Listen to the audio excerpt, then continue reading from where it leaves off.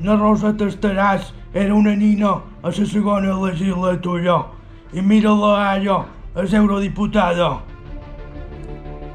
Quan jo era president del govern de la comunitat autònoma de les Illes Balears, no faltava porcell rostit de l'arròs brut. No, i tothom tenia un trosset de terra, un cotxe i tenia feina.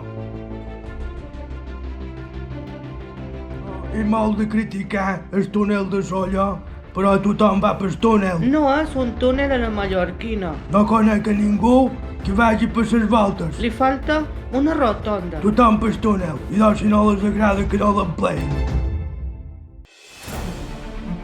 A jo res m'aturava.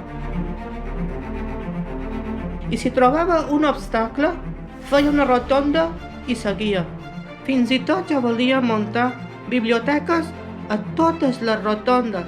Rotondes a la mallorquina. Cada legislatura feia el mateix. Jo me posava davant del mirall i demanava: Li vaig dir: mirallet, mirallet, Maria Antonieta, amb qui he de pactar aquesta vegada?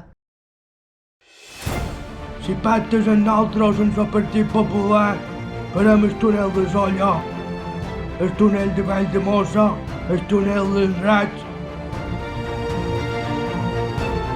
i el túnel de Campos. Ai no, que Campos és ple.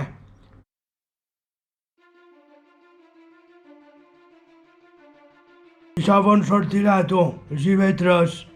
Mallorca som jo. Perdó, Mallorca ets tu. Si IB3 la va fer, el meu relevo, en mates. Bé, que realment era jo. Ja ho feia tot, no? Mallorca era jo. Jo crec que Nas no me va entendre. Com que era foraster, no en tenia. Però si aquest sabut les veig que jo feia per Baleares, no hi ha hagut altre que hagi fet tantes coses.